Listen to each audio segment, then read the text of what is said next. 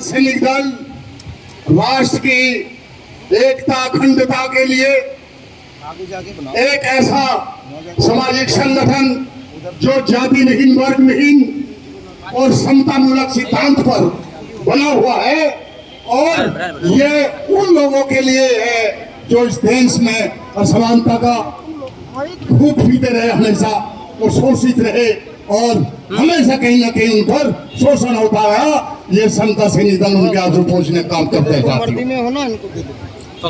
समता सैनिक दल उस महामानव का विचार है, बाबा साहब का विचार है। समता सैनिक दल बाबा साहब ने बनाया, और बाबा साहब हम कुछ नहीं। आज अगर हम इस दास पर सब लोग बैठे हैं, आप सामने बैठे हो, इनका केवल एंड केवल बाबा साहब की बदौलत आज हम हैं, और इसलिए ये दल नहीं, दल का दूसरा नाम ही बाबा साहब है। साथियों, मैं पिछले 8 दिन से मैं भी वायरल में हूं, लेकिन मैंने एक योजना बनाई दल के लिए, वो मैं नहीं पढ़ रहा। इसको पढ़ने के लिए भाई के चौधरी जी आपके सामने पढ़ेंगे। रात हमने ये पेपर दिए थे, इसको लीजिए आप। साथियों,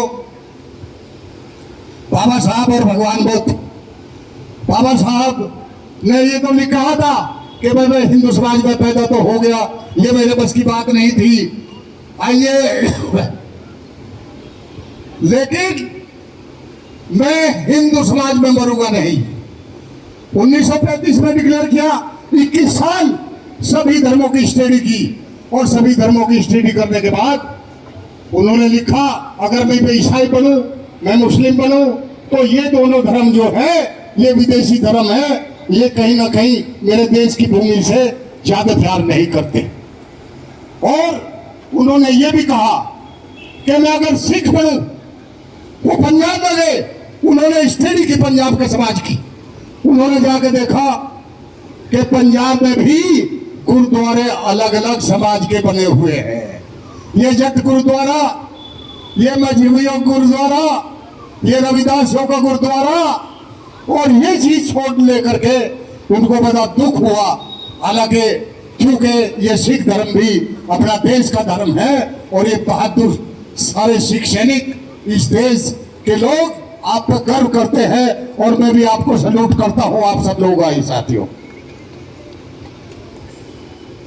बाबा साहब ने बहुत धर्म अपनाया, चूंकि इसमें इतनी विषमता थी, इतना शोषण था, वर्ण व्यवस्था थी, असमानता थी, और ऐसे समय में ये दल बना कि जब बिल्कुल ऐसा हालात था कि मानव अधिकार नाम की वो चीज नहीं थी। सभी सलगते साथी सब पढ़ते हैं, देखते हैं, लेकिन मैं एक बात बताना चाहता हूं साथियों, किसी विद्वान ने कहा है कि यदि बाबा साहब की ये लेखन थी, बाबा साहब का जो लेखन है अगर घर घर में पहुंच गया तो किसी को जागृत करने की जरूरत नहीं है। वो अपने आप ये गगनचुंबी जो इमारत है वर्ण व्यवस्था की, वो अपने आप ही धराशायी हो जाएगी, भर भरा करके नीचे जमीन पर गिर जाएगी, जिस दिन हम सब लोग इस धर्म से निजात पा लेंगे। साथियों, कहने की बहुत बातें थी, लेकिन मेरे से भी ज्यादा नहीं बोला जा रहा, और हमारे जो श्रद्धेय चीफ गेस्ट आए हैं उन्हें टाइम नहीं ज्यादा, इसलिए मैं अपना वक्तव्य खत्म करता हूं। फिर आपके साथ चर्चा होगी बोलने के लिए। हमारे सब लोग जितने यहां बैठे हैं 1-1 घंटा बोल सकते हैं, लेकिन आप सब श्रोते साथी मैं समझता हूं जितने समता सैनिक दल के